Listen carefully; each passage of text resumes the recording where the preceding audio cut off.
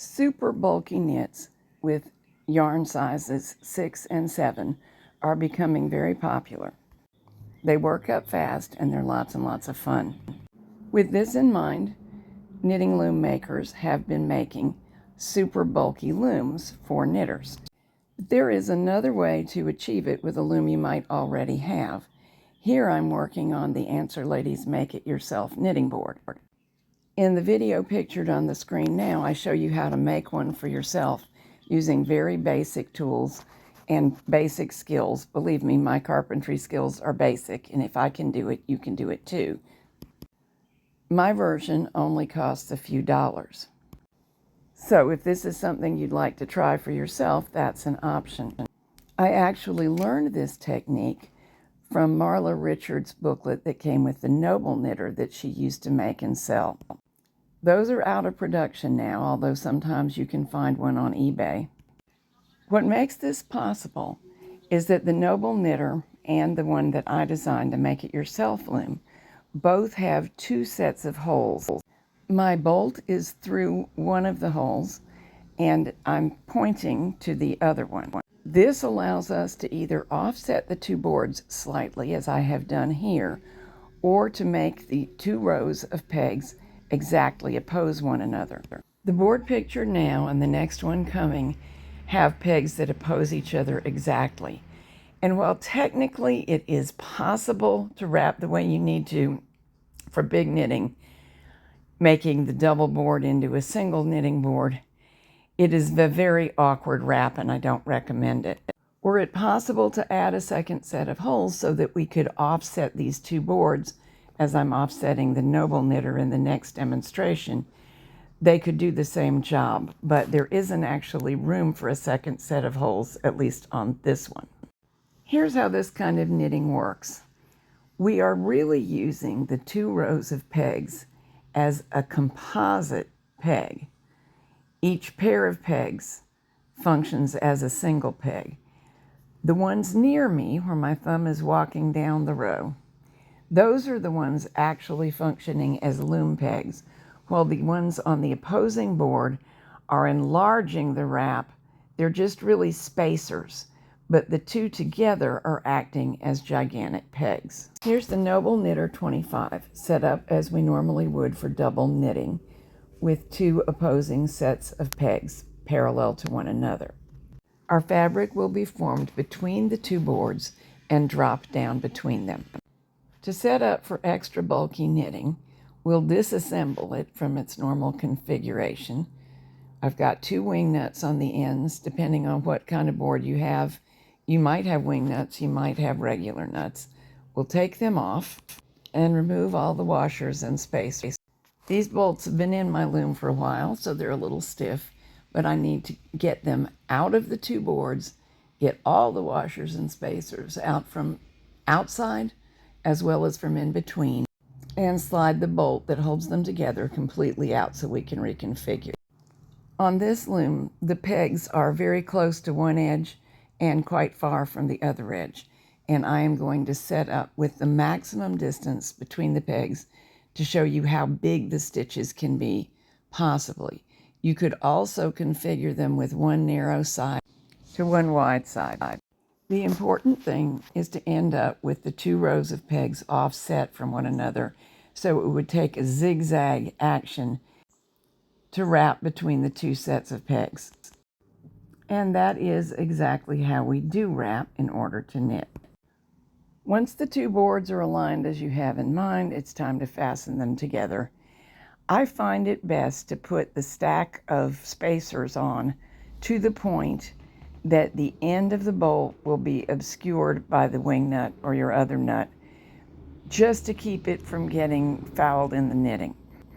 I'm going to cast on using 2 strands of number 4 yarn, and we'll do the double E-wrap, where we wrap each peg twice and then knit the bottom loop over the top loop. There are other ways to cast on, but any of those ways need to take into consideration the spacer, because it is forming part of the peg function.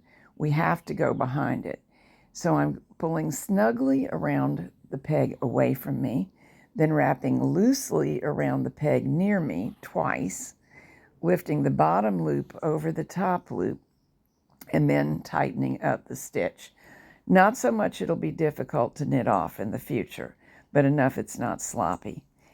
If I did not go around the back peg, we really wouldn't be able to proceed with the knitting. Everything would bunch up for a couple of rows and then you'd have a knotted mess. We have to take it into account because it's part of the whole thing. For this demo, I'll just do these few stitches and the knitting is going to drop down on the side away from me while I work on the side near me. Begin each row with a half hitch. I'll show you that again several times. Then wrap to and fro across in that zigzagging motion. And just as we always do, knit the bottom row of wraps over the top row of wraps. In this case, since I'm using 2 strands together, I have to be very careful to make sure I lift the correct 2, but it's not exactly difficult. Just takes a minute to determine which they are, separate them, and lift over. When the entire row has been hooked over, and only then, you can pull down the knitting on the opposite side of the board. At this gauge, it may not tend to just flow down. You may have to give it a tug. For the first stitch, half hitch. Let's do it again. Twist and drop on. Twist and drop on. Here's the reason for that. Although many times we make a neat edge in your knitting by simply slipping the first stitch. That means don't wrap it, don't knit it on a loom. I don't like to do it with this gauge, something really, really bulky, because I think it makes that stitch we do make at the end of every row have to be just too large, and it makes a neat seam hard to manage. Whereas the half hitch does 2 useful things. It makes a nice, neat edge, and it also facilitates seaming. So each row, knit all the way to the end, but begin it with a half hitch.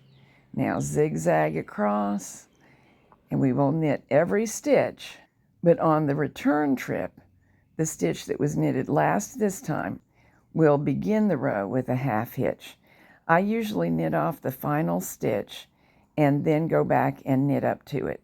It's just less to hold on to because the loom's doing some of the work for me. This is actually the first time I've used this loom on exactly this width setting with the 2 wide sides together. And it looks to me as though that's going to be very loose knitting. We can actually get a 3rd or even a 4th strand of worsted weight yarn. 2 strands is roughly equivalent to the light end of number 6 yarn. So 3 strands should be a robust number 6 approaching number 7. Let's add one in and find out. For this first row of 3 strands, I'll be knitting the previous 2 strands of green over.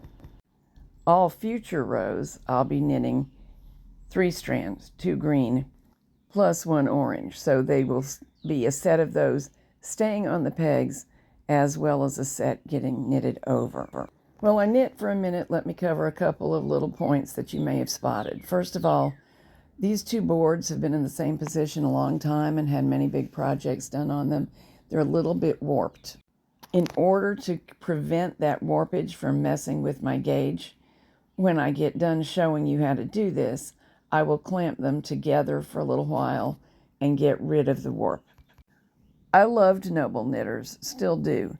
But it was a little weakness they had. They were flexible enough that sometimes warpage occurred. 2, since this is just a demo, I have had a couple of flaws in the yarn. You may have seen them go by. I'm just letting that happen. I would not do so if I were knitting a nice sweater. But you'll be able to see how pleasant the knitting is, even if it has a flaw like a knot in it. At this setting, you would actually be able to knit fine with a 4th strand of yarn. But I should tell you that as you add strands of yarn, it gets to be a greater challenge to control them and prevent things like what just happened here. Also, there are some practical limitations based on the distance the pegs are from one another side to side. The thicker the yarn, if you were to buy a number 7 yarn, you might find it so challenging to work between the side-to-side spacing as to just not be very much fun to knit. So I don't set up this loom to use at this wide a setting very often. It's largely a demonstration to show you what's possible. Pulling down after knitting each row is pretty much essential because you can see that the knitting doesn't just fall down on its own. But I do encourage you to wait and do it at the end of every row because in my opinion this maximizes the evenness of your stitches. And here of course we are back to the Answer Ladies Make It Yourself loom.